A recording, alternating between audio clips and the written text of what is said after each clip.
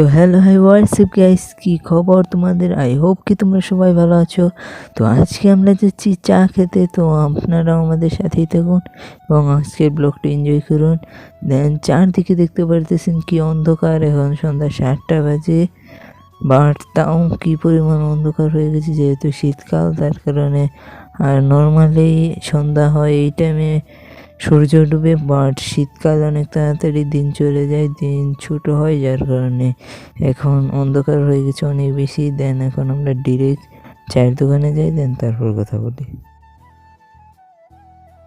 Finally আমরা চায়ের দোকানের কাছাকাছি চলে আসছি, সামনে চায়ের দোকান, দেন যাই তারপর কথা বলি। তো গাইস দোকানে যেয়ে দেখলাম দোকানে নাকি চা শেষ হয়ে গেছে, দেন সামনে একটা দোকান আছে, দেন আমরা এখন সেই দোকানে যাবো, দেন চাটা এনজয় করবো। তো গাইস আমরা ফাইনালি দোকানে চলে আসছি, দেন চা ওই জায়গায় বানাইতেছে, দেন চা আনি তারপর কথা বলি। গাইস ফাইনালি চা বানানো প্রায় শেষ, এই চা বানানো শেষ, চা নিয়ে এখন আমরা বলবো। তো এইটা হলো মধু চা, আমাদের এলাকায় অনেক বিখ্যাত চা। দেন এই দোকানের নাম হলো মাটির চায়ের দোকান, অনেকেই চিনতে পারেন। চুমুক দেওয়ার পর অনেক ভালো লাগতেছে, দেন মধু চাটা খেয়ে ডিরেক্ট তারপর একটু সরকাপাড়ার দিকে যাব, দেন তারপর কথা বলি। তো গাইস চাটা খেয়ে চায়ের বিল পেমেন্ট করে এখন সরকাপাড়ার জন্য রওনা দিলাম। আর একটু সামনেই দেখতে পারতেছেন কোনো কিছু দেখা যাচ্ছে অন্ধকার, দেন সামনে একটা ফ্যাক্টরি আছে। তো এখন আমরা সরকাপাড়ার ওই দিকে যাই, দেন তারপর কথা বলি।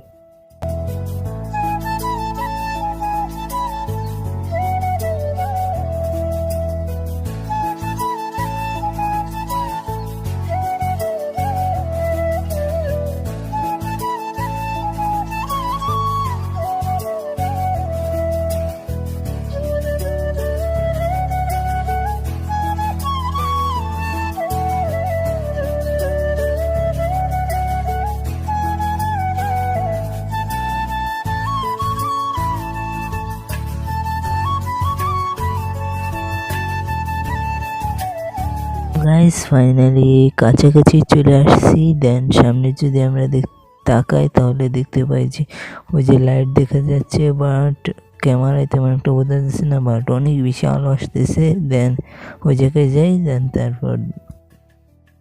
তো গাইস কিছুক্ষণ ব্যাডমিন্টন খেলে এখন আমরা ডিরেক্ট বাসার দিকে চলে যাচ্ছি, এখন বাসায় যাই, দেন তারপর কথা বলি। তো গাইস ওই জায়গায় একটা দোকান দেখতে পাই, দেন দোকান থেকে একটা, এইটার নাম ঠিক জানি না, তো এইটা নিয়ে অনেকটা ক্ষুধা লেগেছিল, এইটা খেতে খেতে বাসায় চলে যাই।